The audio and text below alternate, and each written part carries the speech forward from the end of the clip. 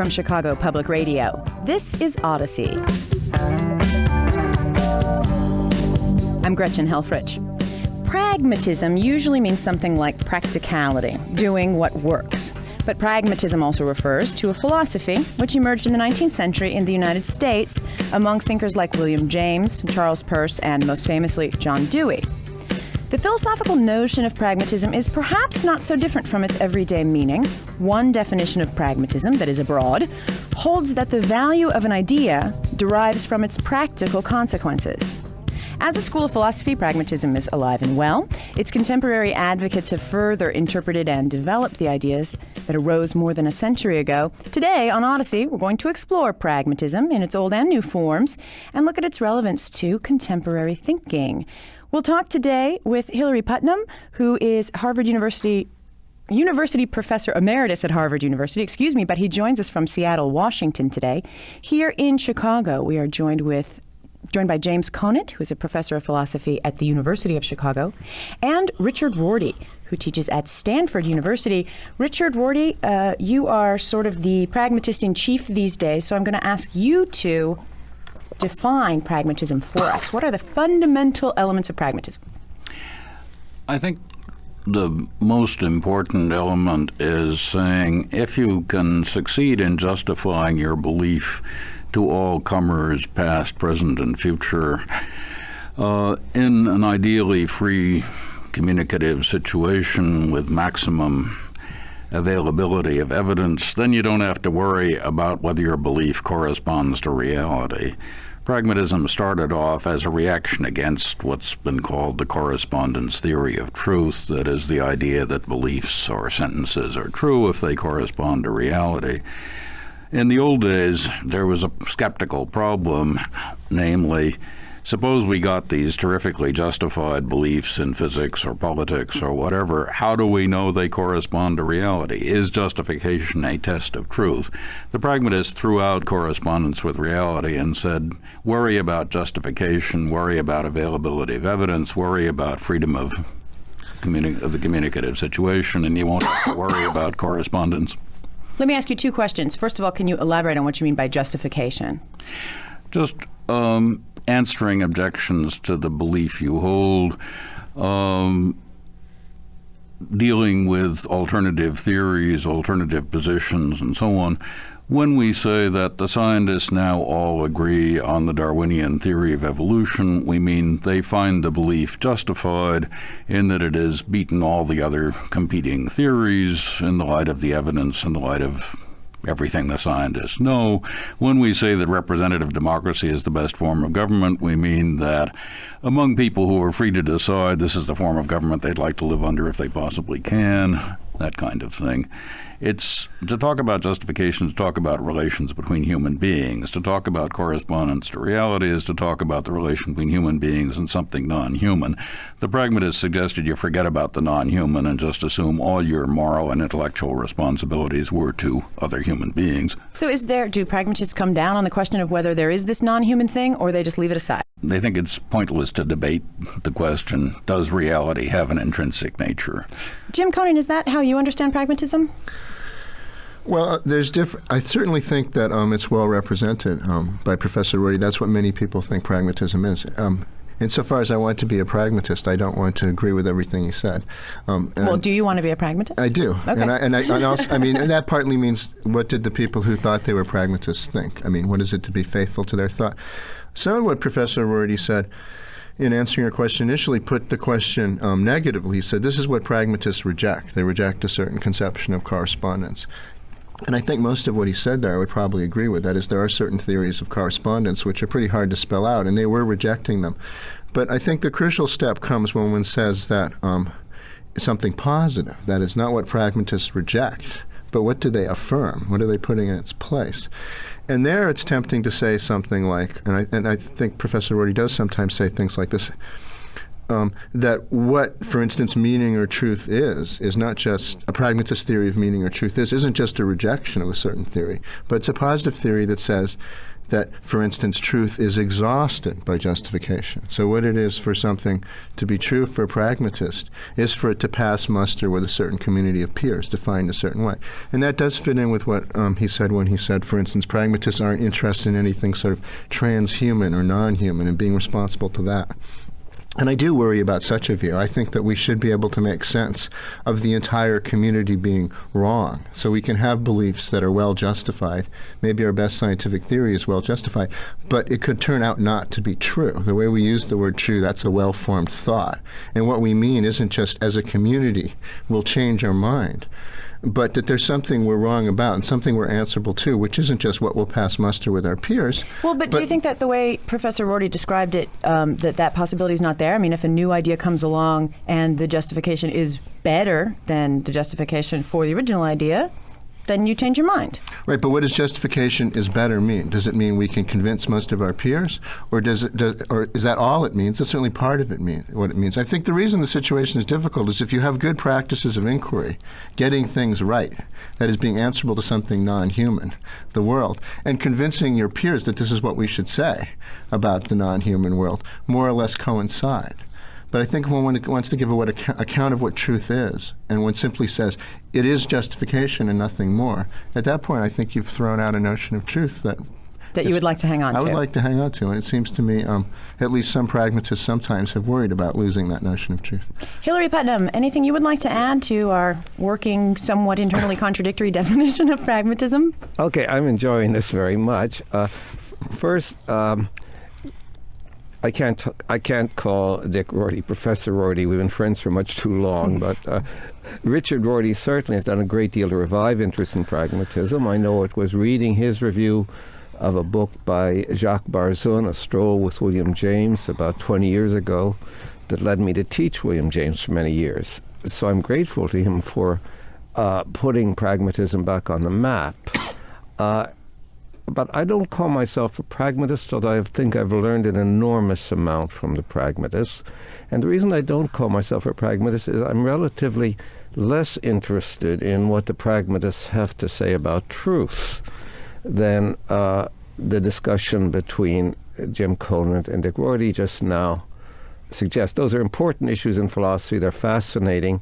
But I find the views of the three classical pragmatists, John Dewey, William James, and Charles Peirce, on truth, all rather confused in various ways. That's not where I go for illumination on the notion of truth. But I find, but on the question of justification, I think they have enormous amounts of insight. I think particularly, these years I'm working on Dewey, so he's, rather than James, so he's freshest in my mind. And I think Dewey can be seen as both trying to tell us what was right in classical empiricism, that is, in the empiricist insistence that we turn to experience for knowledge, not try to settle either factual, scientific, religious, moral, political questions by just a priori reasoning, or claim that we have some kind of certainty, metaphysical certainty, philosophical certainty that everybody should pay attention to and believe. That they appreciated the desire of the classical empiricists to bring us back to experience, but they thought but Dewey in particular thought the classical empiricists, in fact, in practice, misled us and led us particularly astray in politics and in ethical questions. And how that's can you elaborate on that? Yeah, for Dewey, let's begin though with science. The classical, the great football teams with which modern philosophy begins are called the rationalists and the empiricists. And the picture is one team believes in experience, and the other team believes in a priori truth. The term for Aristotle's term for philosophic certainty. And that's a gross oversimplification, because not only did the rationalists think that we need experiments, it's just they thought that you could do a lot a priori. They were wrong about that, and I think the empiricists were right. But the empiricists, as Dewey appreciated, really had a very a priori view of what experience is. They thought of experiences as just sensations, like the sensation of red or pain or tickle. We just have all these sensations, as if and one of the things that the pragmatist insists is that experience always comes conceptualized.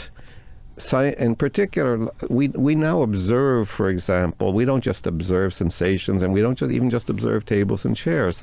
Since science, we observe genes, we observe molecules with electron microscopes. That is, Dewey says science institutes data.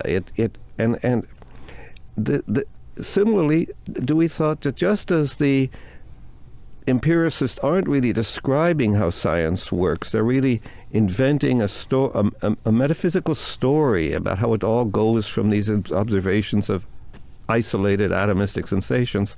Similarly, when they turn to politics, especially Mill, who was the great political theorist of empiricism in the 19th century, when they turn to politics, Mill says, well, we've got to respect the social sciences, and Dewey says, hooray, yeah, we need a lot more and better social science. But then Mill says the way to improve the social sciences is to develop a perfect science of individual psychology and derive the laws of society from the laws of individual psychology. And again, actual attention to social inquiry, to actual social problems, got replaced in empiricism by a fabulated, an imaginary science of perfect individual psychology from which you could even deduce the laws of psychology. So I would say, especially in Dewey, and I think, I hope Dick Rorty will agree with what I'm saying, especially for John Dewey, trying to tell us this is the aim of Dewey's book, Logic, the Theory of Inquiry. I mean, it's a paradox that Mill and Dewey call their most important books about social inquiry logic, which misleads everyone. Richard Rorty, would you agree with that? I have a different take than Hilary Putnam on pragmatism's relation to empiricism.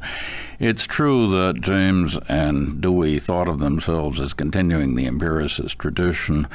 I think this was unfortunate sentimentality on their part, and that the empiricist tradition is better off forgotten. I think it's an unprofitable question to ask, what do we experience, or what is given an experience, or what is the nature of experience?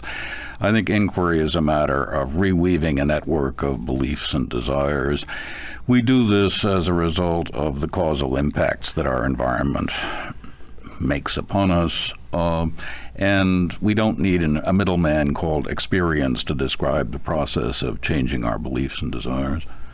Jim Conant? Well, there's a connection between the topic, I'm going to call Richard Rorty Dick and Hilary Putnam Hilary. There's a connection between the topic Dick and I were discussing before about truth, and whether in trying to make our beliefs true we're answerable to something non-human, and the topic that Hilary's just raised that was discussed, which is how should we think about experience.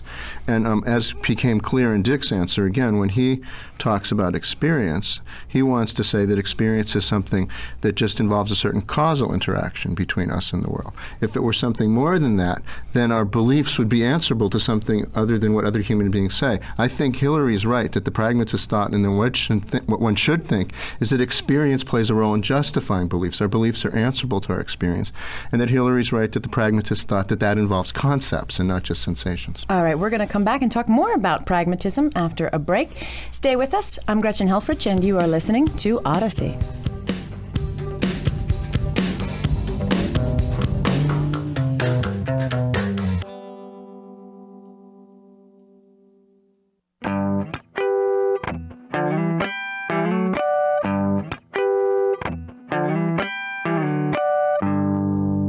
Welcome back to Odyssey from Chicago Public Radio. I'm Gretchen Helfrich, and on today's program we are talking about pragmatism. We're joined for the conversation by Richard Rorty, who has written extensively on pragmatism, including The Consequences of Pragmatism and the recent Philosophy and Social Hope. Richard Rorty is professor of comparative literature at Stanford University in Palo Alto, California, and he's in Chicago lecturing on public intellectuals at the University of Illinois at Chicago. Also joining us here in Chicago is Jim Conant, who teaches in the Department of Philosophy at the University of Chicago. And joining us from Seattle, Washington, is Hilary Putnam, who is University Professor professor emeritus at Harvard University in Cambridge, Massachusetts. He's the author of Renewing Philosophy and Pragmatism, and currently he's a visiting professor in the Department of Philosophy and the Simpson Center for the Humanities at the University of Washington in Seattle. Let's move on, if we can, to something that I, with hesitation, call applied pragmatism. If one were a pragmatist, how would one move through the world? What sorts of things might one be interested in? What sorts of things might one handle differently from the way they're normally handled? Richard Rorty? I think one would move through the world the same way people always have, but the rhetoric one would employ to describe one's moving through the world would be somewhat different. I think of pragmatism as sort of the second stage of the Enlightenment. The Enlightenment of the 18th century said you don't have to talk about your relation to God to describe your movement through the world. But the Enlightenment gave rise to what Hilary Putnam has called scientism, to the idea that, reason would give us the real facts about the true nature of things, though we didn't need religion to do that, we did need science to do that. Pragmatism, I think of as saying, no, science isn't privileged any more than religion is privileged. All that is privileged is the conversation of mankind and the human imagination, which develops new ways of talking, new scientific theories, new political institutions, new customs, new poems. So if you're a pragmatist, you think of the human community, and in particular the human imagination, as the forces of moral and intellectual progress, instead of what the Enlightenment called reason, or what before the Enlightenment we called God. Well, how do you decide what progress is? As you go along, in the same way that in your individual life you think, well, at least I've learned from that mistake. At least I'm a little more grown up now than I used to be, that kind of thing. You could be wrong. Maybe you didn't learn from the mistake. Maybe your friends think you're actually more immature than you used to be. But all you have to go on is your own sense of your own self-development, and that's all that the human race has to go on. Jim Conant, what would you think applied pragmatism might be like? Well, I'd like it to throw out a little less than I think it winds up throwing out on Dick's story. The way I understand pragmatism, the pragma part, the part that insists on practice or practicality, has to do with an attention to practice. But that means also attending to the actual role that certain concepts play in our practices. What do you mean practices? The way we use them. What do we mean? When we swear someone in a courtroom and say, tell the truth, the whole truth, and nothing but the truth, what do we mean by truth? Do we need a heavy philosophical theory? I'm inclined to agree with Dick that most of the theories that explain what we need by truth, we don't need those theories.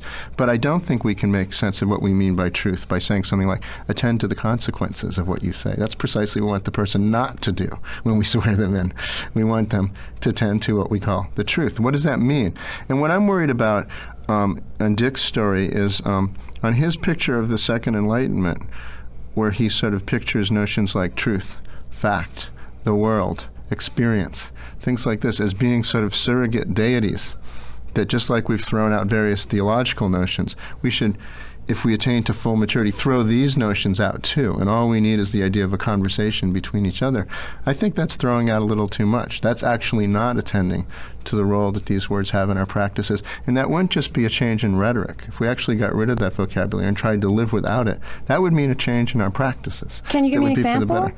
Well, I've argued in print with Dick that I think 1984 was actually Orwell's attempt to try to imagine a world in which you really tried to do without those concepts. That, what Big Brother wants you to do is to understand what it is for something to be true as simply agreement among a certain set of peers. And what it is for something to be right about history is for it to accord with all the present records we have about history. And that's all it can mean. And then if you have the right control of the records and so forth, that looks like a fairly scary world. Now Dick will... Well, now, let's be fair here, because Richard Rorty was saying earlier that this conversation has to take place under conditions not like those in 1984. Right, I agree. And I was about to say, Dick will immediately say, but those aren't ideal conditions. But then the question is, what does ideal conditions mean, and what is one seeking to do in ideal conditions? What is ideal here? Does ideal mean just that everybody can say what they want? And and people can change their mind? Or does it mean that we're seeking to be answerable to something other than just eliciting consent within a community? And I think the right story of what an ideal practice of inquiry is going to have to make sense of the idea that there's something we're trying to get right and not just trying to converge on a consensus. Hilary Putnam, can you settle this argument for me? Well, I'd like to bring us down to the actual words of one of the great pragmatists, William James. Late in his life, William James wrote a letter complaining that people misunderstood him and thought that he's denying that there is a reality out there, reality consisting of something other than human beings. And in that beautiful letter, he said, suppose I throw a lot of beans on a table.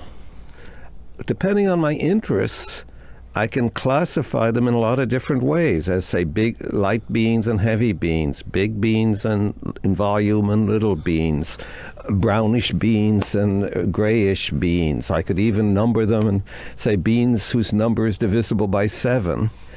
And as long as my description satisfies 2 conditions, notice there are 2, namely that it fits the beans, and by the way, James protested again and again at being understood as denying that there's such a thing as agreement with reality.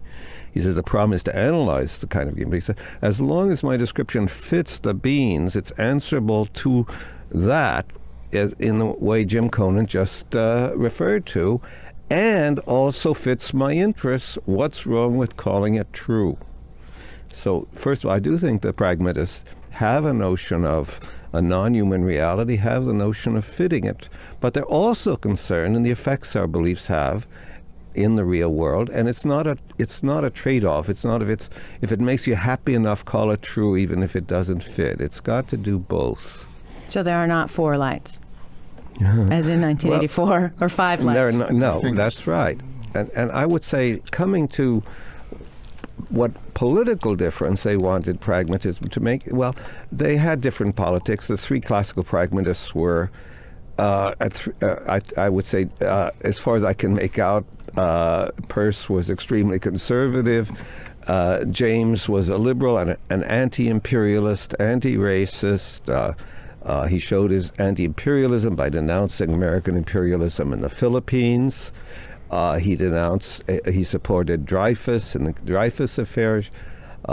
He was worried about a coming world war, very wisely. And Dewey was even more radical than James. But what Dewey especially was concerned with, and this fits, I think, maybe what Dick Rorty means by some of the talk at the very beginning of this hour about ideal, was making democracy what he called a living faith. And making democracy a living faith for Dewey connects with his primary lifelong mission, which was to reform education. Just to make democracy a living faith doesn't mean just faith in the idea of voting every few years and the majority deciding. Although given what happened in Florida in the last election, I won't talk about that majority deciding. But democracy for Dewey meant teaching people to think for themselves. It's still a problem, unfortunately, that most people like to pin labels on themselves. I'm a Democrat. I'm a Republican. I'm a man of the left. I'm a conservative. I'm a pragmatist. And then I'm a pragmatist. Yeah, and then they vote. That's right. And they vote their prejudices all through their lives. And Dewey did not want that. Dewey wanted people to think for themselves, and he wanted the idea of thinking for yourself about questions under debate to begin in elementary school. He says teachers too often think people have minds the way a suit has pockets. Hilary Putnam is University Professor Emeritus at Harvard University in Cambridge, Massachusetts. We're talking today about pragmatism and some of its relevance today, its consequences today. We will be taking some calls a bit later in the program. Our number is 1-888-859-1800. We are also joined here in Chicago by Jim Conant, who teaches in the Department of Philosophy at the University of Chicago, and Richard Rorty, who is the author of The Consequences of Pragmatism and, more recently, Philosophy and Social Hope. Let's talk a little more real world, please, if we can. What if everyone were a pragmatist, how would that affect democracy, how would it affect the way we make decisions collectively, do you think? Richard Rorty. I don't think there would be an enormous change, but it would make us wary of people who say logic demands, reason demands, the facts demand, and so on, as if they were somehow more rational than the rest of us or more in touch with reality than the rest of us or something like that. I think that if everyone were a pragmatist, there would be less appeal to great big notions like reason, experience, logic, facts, and so on. And to follow what Jim Conant said, yeah, our practices would change in various ways, but I think they'd change for the better. Can you give me an example? Walter Lippmann and Richard Posner and other people with doubts about participatory democracy have suggested that in the end it's going to have to be, political decisions are going to have to be left up to experts, to people practiced in the science of politics, or that was Lippmann's term. Posner has doubts about what is now called deliberative democracy, and in the 60s was called participatory democracy. I think the prevalence of pragmatism would say, look, experts are just specialists, but it isn't that the experts are in touch with the facts or the experts use method, logic, reason, and so on. They just are people who have had more dealings with a certain small portion of what we're talking about than other people. This isn't a difference that changes anything dramatically, but it changes somewhat the tone in which we talk about the relation of expert opinion to public opinion. Two things spring to mind there. And the first one is that if we're talking about making decisions, sometimes appeals to grand themes have yielded very good results. Maybe not entirely peacefully, but the example that's often used is the civil rights movement, which was an appeal to notions of justice and righteousness and big ideas. And would something like that still fit in a pragmatist framework, Jim Conant? Well, it all depends what a pragmatist framework is, of course. but one would certainly want it to, wouldn't one? I mean, it is a feature of, the early stages of the civil rights battle.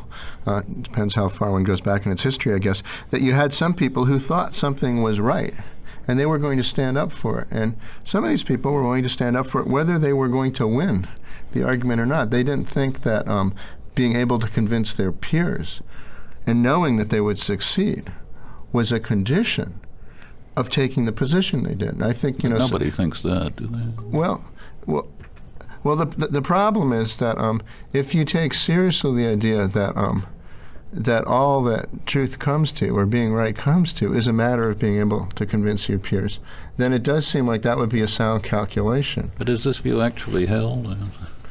Well, what I'm concerned about is what the consequences would be of adopting pragmatism as you understand it. What I think is... But I don't understand it as an identification of truth and agreement. No, but you do understand it. You do. I thought you do. You do sometimes suggest that you understand it as identification with truth, with justification in the long run. No, and my view is Davidson's, that the word true is indefinable. You can't identify it with justification in the long run. You can't identify it with anything at all, any more than you can define the word good. You can't define the word true. So leave it aside and just deal with justification? It's a perfectly good word, just as good and right are, but the Platonic attempt to say, hey, we got to have definitions of these terms turned out not to work. There are no definitions. But Hilary Putnam? Did you want to say something? Yeah, I remember the change in your view. I think in 1990, you and I co-sponsored a conference on truth in Paris, in which I remember you saying that you thought there should be a moratorium on the use of the word true for at least 10 years. By philosophers. Oh, but not by the rest of us? Other people can use it. Well, I'm wondering if, Richard Rorty, if you understand justification to include, I'm not clear on this, to include appeals to these larger concepts, even if you don't buy the idea that we can say what they are, if you can persuade people that way, or you can get people to, I don't mean this in a cynical or manipulative way, but if the appeal to, say, righteousness actually brings a lot of people along, is that legit under pragmatism? I think it would be better to appeal to a better future, a dream coming true. It's quite true, as Jim says, that the civil movement was backed up by a lot of religious reasons and a lot of reasons like it's right, it's true, it's eternally right, and stuff like that. That's probably harmless enough, but in a purely pragmatist culture, I think they would have just followed up on the idea, we have a dream. Someday the world might be like this, and don't we want to work together to make the world like that? If you talk about better futures, dream futures, making visions come true, I'm not sure you need the stuff about truth and right. Let me give our number again. It's 1-888-859-1800. If you'd like to join in our conversation, we will be taking some calls in a few minutes about pragmatism. I have to admit that I keep not understanding how you make the step, or how a pragmatist makes the step in deciding which are the dreams you want to dream. In other words, so Martin Luther King had a dream. Big whoop. Why should any of us care about it? Some people cared, some people identified with that dream, other people didn't. They didn't do it by consulting the nature of reality, knowing what was true, knowing what was right. They had different visions of the future of our country. Philosophers would like to think that there are criteria by which you can settle what the future of the country should be like. I don't think there are criteria any more than there are criteria for deciding between scientific theories, artistic schools, and so on. You look them over, you think about the relative advantages and disadvantages, but there isn't a decision procedure, there isn't an algorithm. Hilary Putnam, what do you think of that? Well, that there isn't an algorithm doesn't follow from the fact that there isn't an algorithm, that there isn't such a thing as reasonableness, or that there aren't reasonable and unreasonable decisions. Kant, in a wonderful passage in the Critique of Pure Reason, talks about a learned person who can define a concept perfectly and can't recognize an example when it's on the table in front of him. And so we know that and he says, nothing is, he said there can't be a rule for reasonableness for good judgment, because if there were, it would take good judgment to interpret the rule. So, but I think the dichotomy, the idea that there isn't an algorithm is, I think, pretty trivial. It doesn't follow that appeal to facts is important. I think especially in issues about racism. And the great struggles over racism in the 20th century, first in connection with Jews and Gypsies. Gypsies were also victims of a Holocaust, as we tend to forget, in Europe. And then Hilary Putnam, let me ask you to hold that thought, because we're coming up on another break. And when we come back, we'll continue our conversation about pragmatism, and we'll take a few phone calls. So do stay with us. I'm Gretchen Helfrich, and you're listening to Odyssey.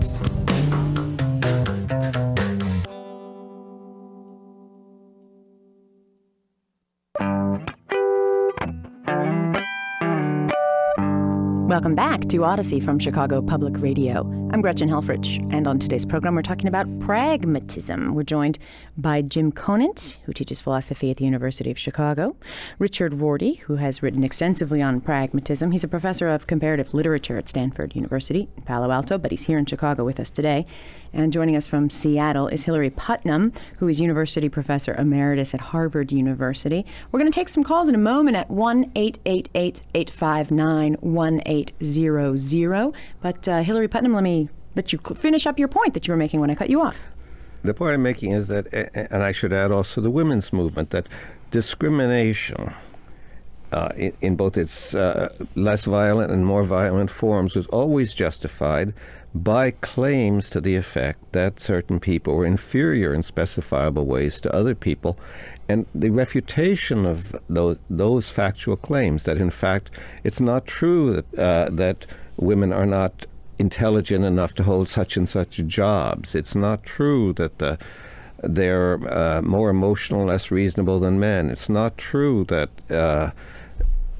the Jews are this and this and this.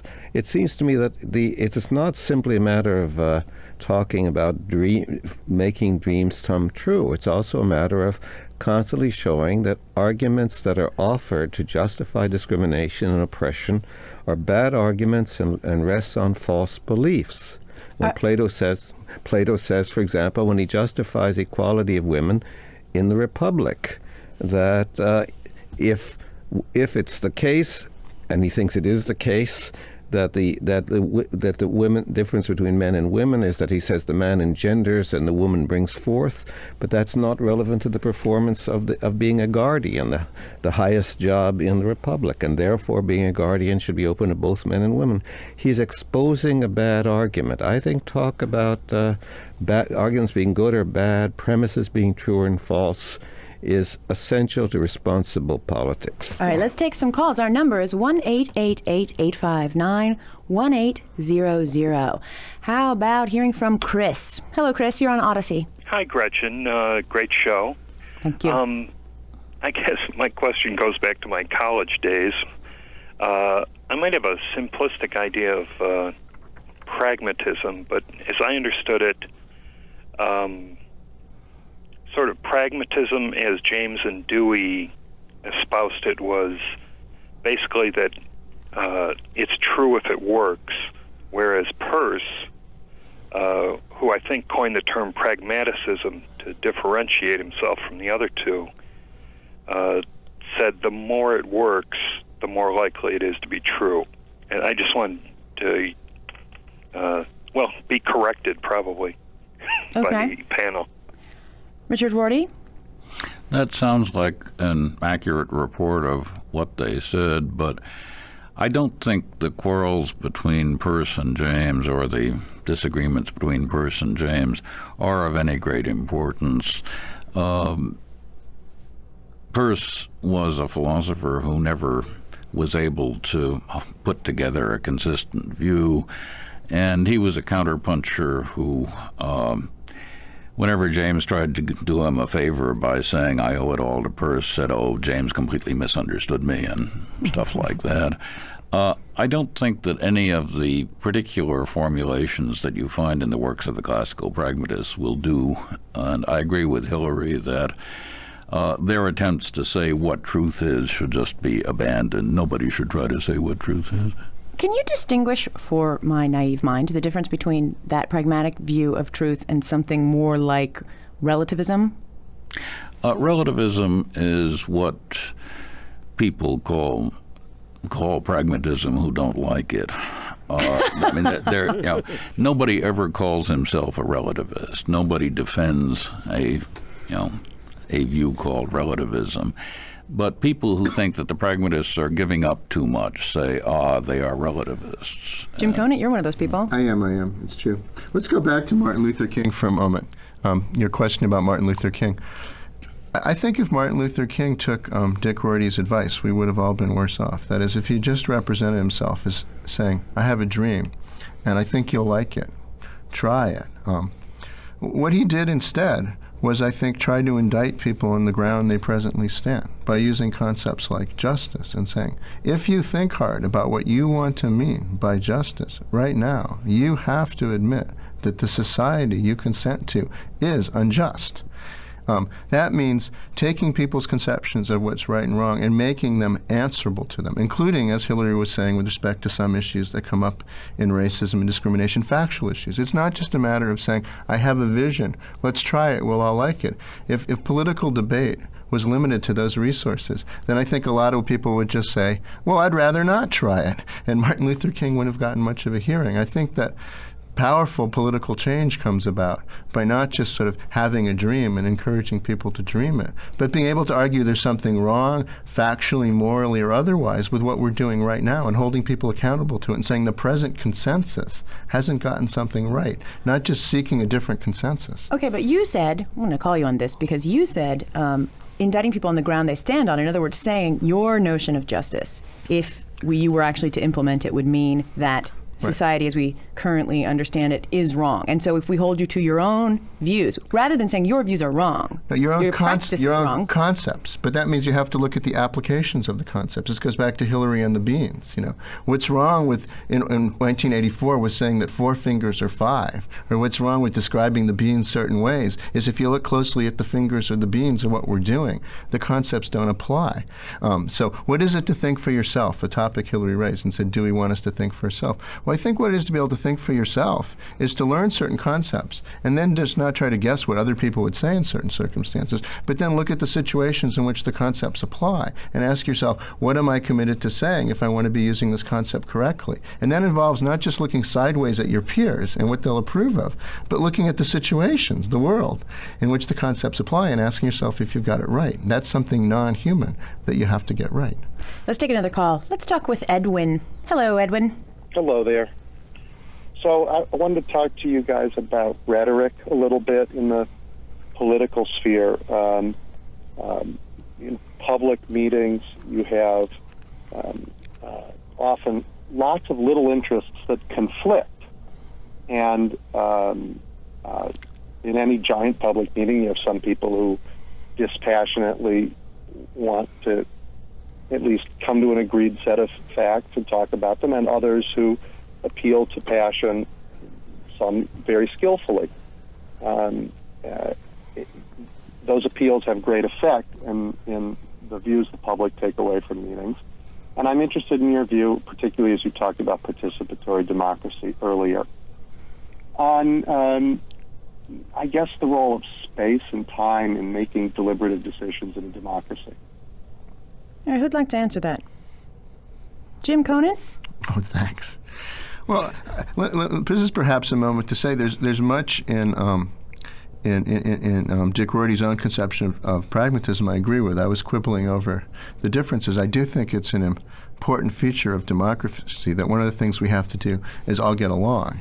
And part of what getting along means is coming to various sorts of agreements and realizing what it does and does not make sense to litigate right now in the public sphere. And so I think some of what he wants to say bears on this question right now. You could realize that you passionately are in favor of something and you can want to campaign for it, but you shouldn't make it a condition of being a part of a democracy that everybody believes with your most basic agree. So this, I think, is connected with why it is that we have things like separation between church and state, and why it is that we ask people to put their religious beliefs aside and not make commitment to their religious beliefs a condition of coming to certain kinds of agreement in the public sphere. That would rip the public sphere apart. I could perhaps say something about the questioner's use of the notion of rhetoric. I think of it as part of pragmatism to play down the logic-rhetoric distinction, to play down the distinction between the good arguments and the merely rhetorical arguments. And I would also play down what Jim calls, insisting that concepts be used correctly or becoming clear about what one really means by one's concept. I think a concept is just the use of a word. One's use of a word changes all the time under various rhetorical, if you want to call them so, pressures, and so it should. If you take the issue of same-sex marriage, appealing to the concept of marriage is of no use whatever in figuring out whether you're in favor of same-sex marriage. The conservatives say, just think about what a marriage is, and of course you'll realize that homosexuals can't get married.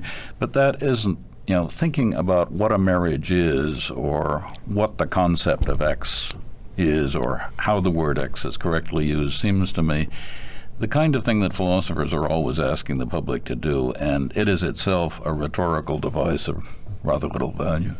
Hilary Putnam, any comment?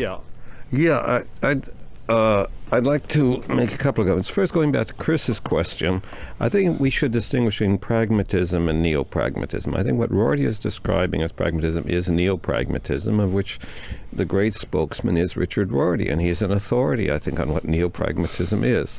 But James repeatedly denied in hundreds of places that he was saying that if an idea makes you happy or makes the agent succeed in what the agent is doing, then that means it's true. He was furious at that being described as his view, and there are hundreds and hundreds of places where he says that's not my view. As in the Beans letter, he always said there are two conditions that an idea, we want ideas which will both work, but they must also fit what he called realities. And he, by the way, the word realities plays a big role in James' prose. Coming to this, I think one thing that's going on in this whole discussion is that there's a claim that Dick has made, which I think Jim and I know he made and are interpreting him in the light of it. Maybe he wouldn't make it now. Dick, you said in an article once that as far as you're concerned, justification is a sociological concept. That is to say, whether someone is justified as something, we find out by seeing the reaction of S's, that is the speaker's peers, to the speaker's statement. Now that seems to me on a relativist view, not of truth, but that seems to me relativism about justification. Sure. That's textbook relativism about justification. Absolutely, yeah. I can't make sense of the notion of absolute justification. Maybe I'll just close with a thought about the O.J. Simpson trial. I don't think I would have been happy to have the jurors in that trial. That would have made any difference, as it turns out, talking to Dick just before their deliberations. It seems to me we had very good DNA evidence that O.J. Simpson's blood was all over the place. We had some very good rhetoricians for the defense that confused the hell out of the jurors. And I would have liked the jurors to be able to distinguish between good argument and rhetoric. And sure, it's not a sharp distinction. Sure, there's questions like the concept of marriage and what follows from it. But I don't think it follows that the distinction between good argument and rhetoric is one that should just be collapsed in some of the ways that some of what Professor Rorty says encourages. James Conant teaches in the Department of Philosophy at the University of Chicago. Hilary Putnam, a final thought from you about pragmatism in its current form. Oh, I'd like to say a word about the homosexual marriage issue.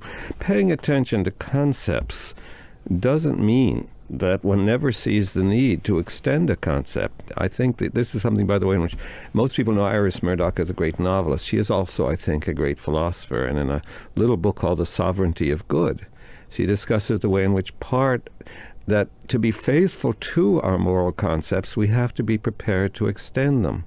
Socrates maybe extended the concept we had of courage when he forced us to distinguish between somebody who's foolhardy and someone who's courageous. He made us realize that just being willing to give your life in battle and not feeling the emotion of fear or a flight reaction doesn't mean you're brave. It may mean you're foolhardy. When we came to realize that Gandhi was a courageous man, we extended our notion of courage. Similarly, we may have to extend our notion of marriage, but that is something that can be discussed. Hilary Putnam is University Professor Emeritus at Harvard University in Cambridge, Massachusetts. He's the author of Renewing Philosophy and Pragmatism, and he's currently a visiting professor in the Department of Philosophy and the Simpson Center for the Humanities at the University of Washington in Seattle. He joined us from Seattle today. Richard Rorty, a final thought on Jim and Hilary's objections? I doubt that the differences between me and Jim and Hilary matter much for politics, for morals, for anything else that, is of any practical importance. What we disagree about is the relative utility of certain standard philosophical slogans, vocabularies, and so on. I think that some of the terms, some of the rhetoric, if you like, that Hilary and Jim use can safely be dispensed with. They don't think it can safely be dispensed with it. Richard Rorty is professor of comparative literature at Stanford University in Palo Alto, California. He's the author of The Consequences of Pragmatism and, more recently, Philosophy and Social Hope. Richard Rorty, Jim Conant, Hilary Putnam, thank you all very much for joining me today. Thank you. Thank you. Thanks also to everyone for listening and for calling. Odyssey's theme music was composed and performed by OK Go. We get help from many people, including our research assistant, Allison Rinnick, and our intern, Christopher Neary. Our staff is technical producer, Steve Warnowskis, associate producer, Allison Cuddy, senior producer, Joshua Andrews, and the managing producer of Odyssey is Edward Lifson. Odyssey is a production of Chicago Public Radio under general manager Tori Malatia. I'm Gretchen Helfrich. Join us again tomorrow for Odyssey.